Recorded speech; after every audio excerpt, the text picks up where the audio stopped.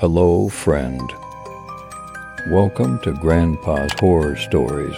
Don't forget to like, subscribe, and comment your own stories. Before I start, I feel like I should let something very clear. I absolutely love Ellen. We've been living together for about 3 years now, but have known each other our whole lives. In fact, we were childhood friends, and I know this may sound like a fairy tale to some people, but it truly felt like we were always destined to be together. Even after graduation, when we started dating other people, it only felt truly right when we were with each other. So I don't know what took me so long to ask her out, but I'm really glad I did. We have the same taste in music, movies, and even food. We laugh at the same dumb jokes and know exactly how to comfort each other in times of need. She's the kindest, most gentle, and loving girl I ever met. We even been talking about our plans for marriage and how we would like to have kids of our own. That's why it hurts so much how it all went terribly wrong and just for nights. I would also like to preface that Ellen doesn't have much of a family other than me and some very distant aunts that she never met and doesn't even know their names. I was born in a big family with 4 siblings and plenty of cousins that were always visiting and even helping out when we got in trouble. Ellen has none of that. She doesn't have any siblings, and her father was an alcoholic, abusive freak that died when she was young. Her mother was a very kind and inspiring person that took care of the family by herself for many years, and almost a second mother to myself. So when she passed away last year, it hurt us both for a long time, but Ellen stayed strong. She's not the type to let her feelings easily surface, so you gotta be a lot more perceptive to get what she truly feels. I used to pride myself in being capable of that. I felt like I knew her better than I knew myself. That's why this is all so strange and frankly terrifying. We were sleeping in bed, and I was dreaming. I don't really remember what it was about, but for some reason I'm sure of it, until I heard her voice very close to my ear. Knock, knock, knock, knock. She was caressing my hair gently while sitting in bed and looking below at me. I slowly opened my eyes, groggy from sleep. Hey, what is it, baby?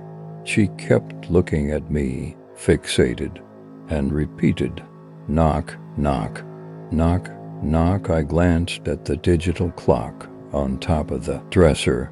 3:27 a.m. I had work in only a few hours. What is it, Ellen? She paused. Please answer the joke, dear. Knock, knock, knock, knock. Fine, I accepted, mostly because I was expecting some kind of surprise. Ellen wasn't the type to do what she was doing for no reason. Who's there? Her smile opened up, and she answered, not me. So don't answer the door. I kept looking at her, dumbfounded. What was that supposed to mean? Is that it? Is that the joke? Yes, she said, laying in the couch and covering herself with a blanket. Thank you for answering. Weirdo, I answered, closing my eyes and going back to sleep. Next morning, things went as usual. I only remembered the strange conversation while I was alone in the bathroom, brushing my teeth, and wasn't even sure if it had truly happened or if it was just a weird dream. So we had our breakfast together, and she was acting normal, reading something aloud from a fashion magazine. Frankly, I wasn't paying much attention, so I took the opportunity to ask about last night. Initially, she didn't seem to know what I was talking about. Then her eyes fixated on me, and the same smile from last night crossed her face briefly, and I knew it wasn't just a dream.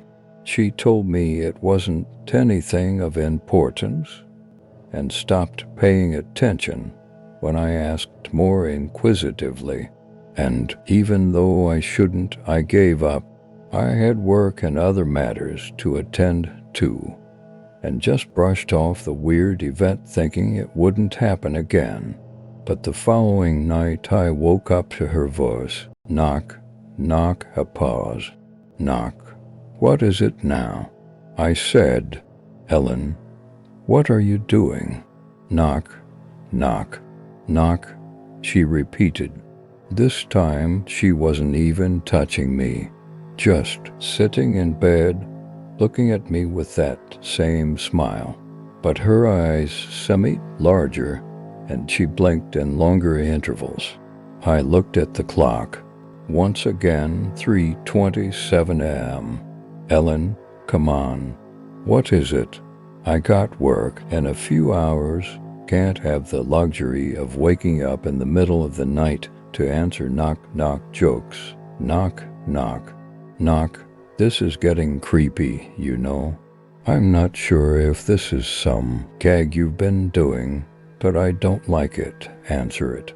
Knock, knock, knock, I sigh, but also let a small laugh escape. It was creepy, of course, but she was also my Ellen, so it didn't bother me as much as it should. Fine. Who the fuck is there? I answered in a playful tone. Not me. So don't answer the door. For some reason, I felt a chill down in my spine.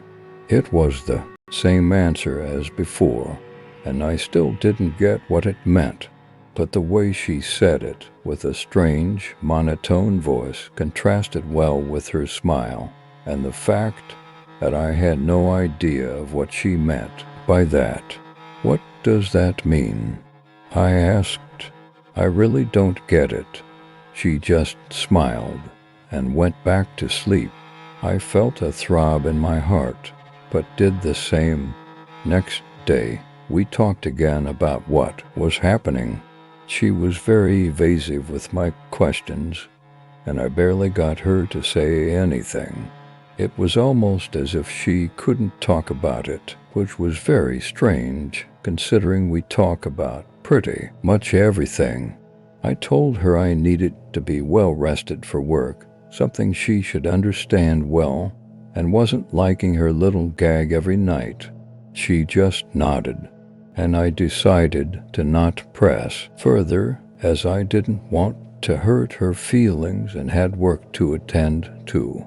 When I got back home, we had dinner, watched a movie, and went to bed. Knock, knock. I opened my eyes faster this time around. In fact, I barely got any sleep. I just knew she would do it again and kept thinking about it the whole time. Glanced at the clock. 3:27 a.m. Knock, knock. I thought about ignoring her, just pretending I was asleep and she wouldn't wake me up. So I closed my eyes slowly, hoping that she hadn't seen me opening them in the first place, and stayed quiet. Knock, knock, she continued. She didn't stop. I regulated my breathing, but she kept going. Knock, knock. I'm not answering your fucking joke, Ellen. Stop it. Knock, knock. I ignored, but she kept going. She had never been this insistent with anything before. I tried to ignore it, but it was getting on my nerves, and frankly I felt scared. Why was Ellen doing this? Why every night at the same exact time down to the minute? Why wouldn't she let me sleep until I answered her? Knock, knock. I got up in a sudden movement.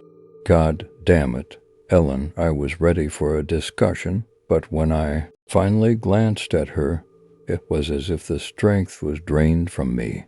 She wasn't smiling. She wasn't blinking, just staring right at me, fixated like an animal. And her mouth was moving slowly, and she didn't stop. Knock, knock.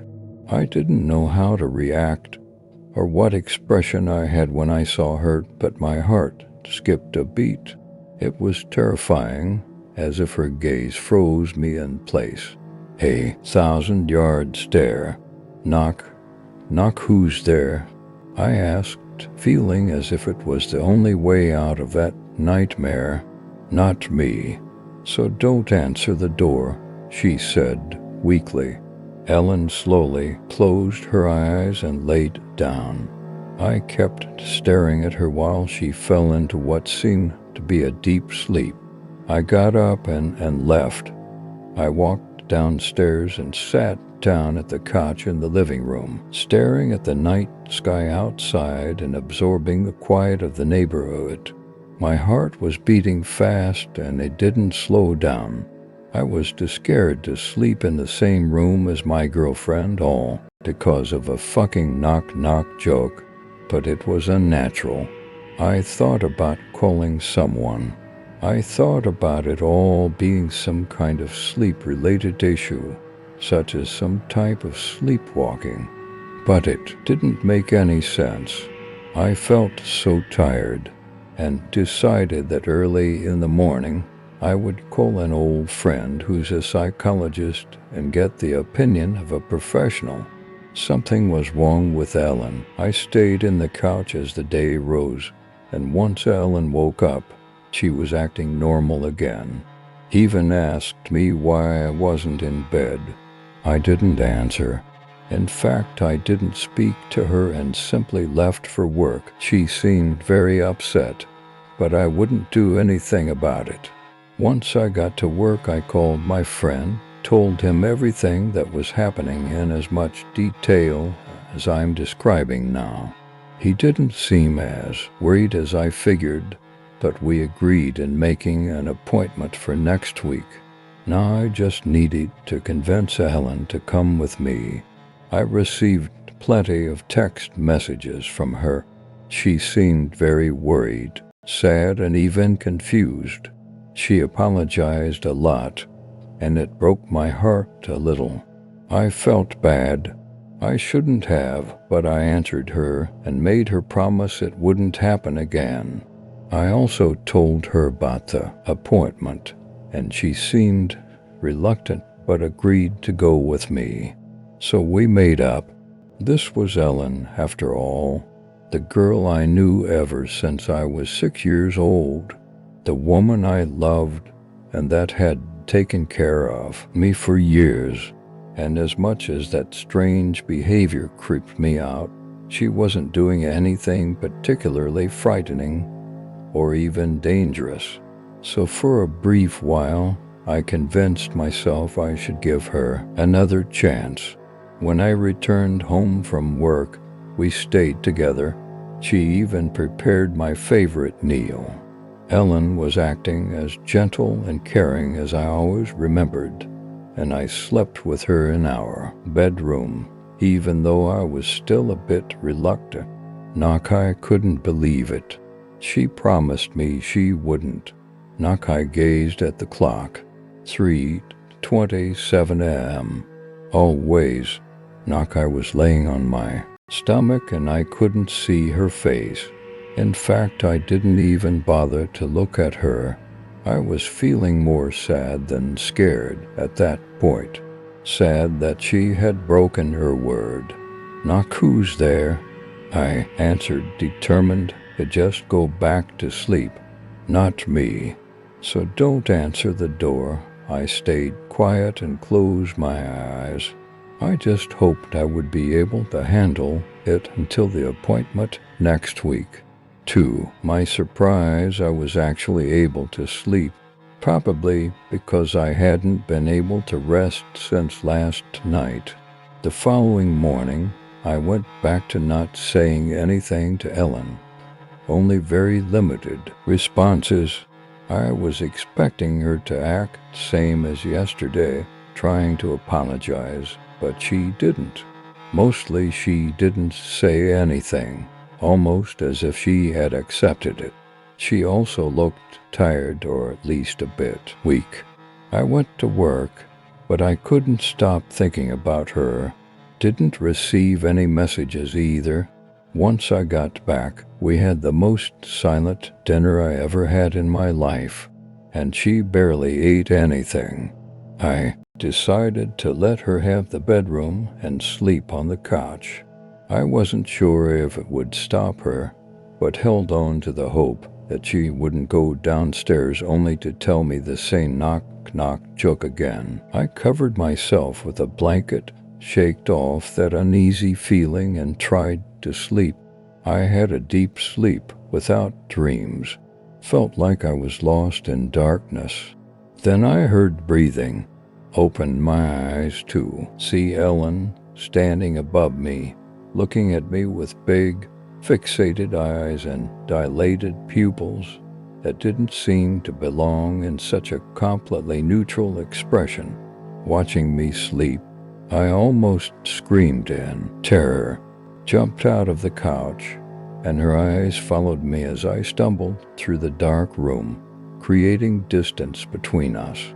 For a moment I was able to glance at the clock above the table. 3:27 m. Ellen, what are you doing? I asked, desperate, but she didn't move.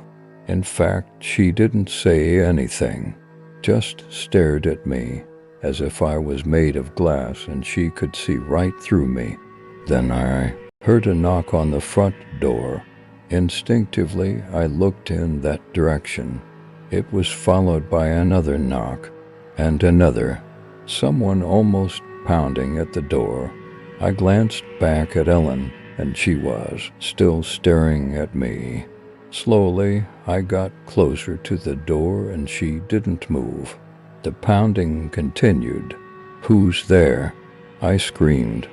It stopped, and then I heard a voice. John? John, can you hear me? Open the door, please. John, please open the door. I froze in place. The voice kept calling me, but I couldn't believe it. It was Ellen's voice coming from the other side of the door. But it couldn't be.